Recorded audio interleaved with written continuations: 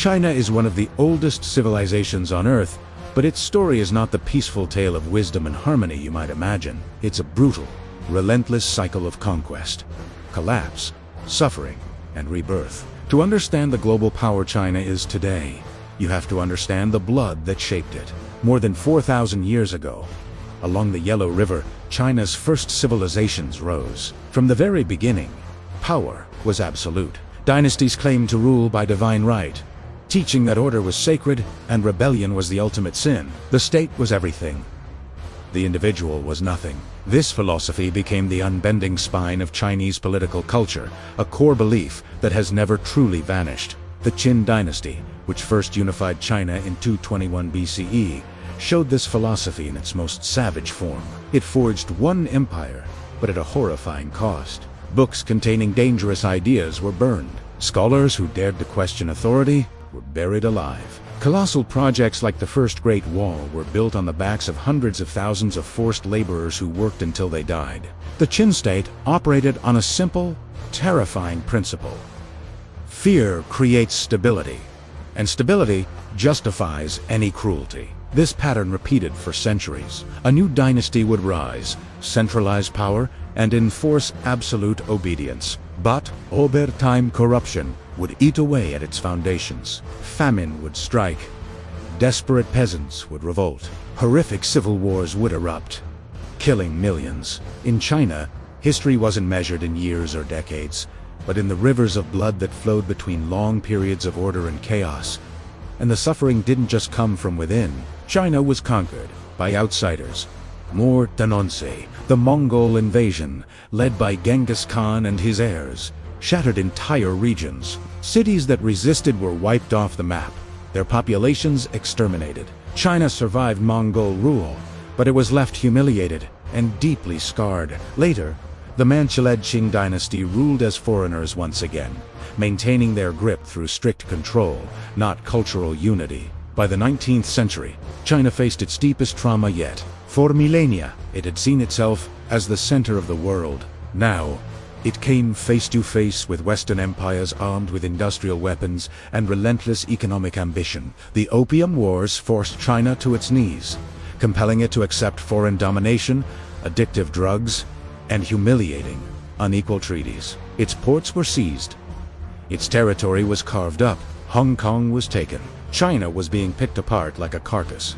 A period that became known as the Century of Humiliation. This is a wound that still defines Chinese national identity today. Millions died in the chaos that followed from rebellions, famine, and the complete breakdown of society. When the Qing dynasty finally fell in 1912, it left China broken, furious, and dangerously unstable. For the first time in its long, proud history, China was weak on the world stage. Out of this devastation, revolution was born. After decades of brutal civil war and a devastating Japanese invasion, the Chinese Communist Party, led by Mao Zedong, seized power in 1949.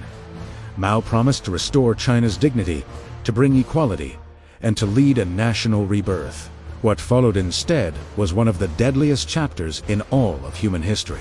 The Great Leap Forward was a catastrophic attempt to force China into an industrial superpower overnight. Farmers were herded into massive communes. Officials falsified production numbers to please their superiors. As a result, crops failed on an unimaginable scale, and while the state denied reality and claimed success, a famine swept the countryside. Somewhere between 30 and 45 million people starved to death silently. Soon after, Mao unleashed the Cultural Revolution.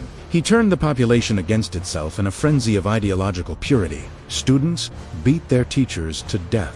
Priceless historical artifacts were destroyed. Children were encouraged to denounce their own parents. Intellectuals and anyone suspected of disloyalty were publicly humiliated, imprisoned, or killed. Society collapsed into a paranoid nightmare of fear and accusation. China survived, but it was traumatized beyond measure. After Mao's death, China's leaders changed their strategy, but not their core belief in absolute control.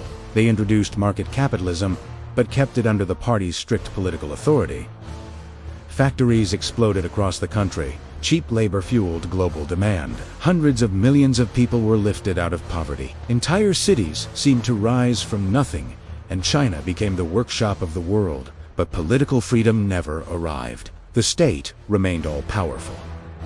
Dissent was crushed. Surveillance became a part of daily life. When citizens gathered in Tiananmen Square in 1989 to demand democracy, the government's response was swift and brutal. They sent in the tanks. Order was restored, at any cost. Today, China stands as a global superpower, confident, powerful, and intensely watchful.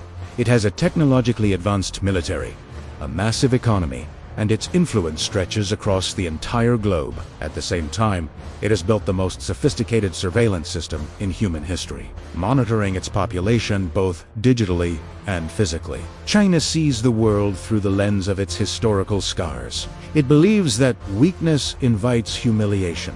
It believes that tight control is the only thing that guarantees survival. And it believes that the unity of the nation is far more important than the freedom of the individual.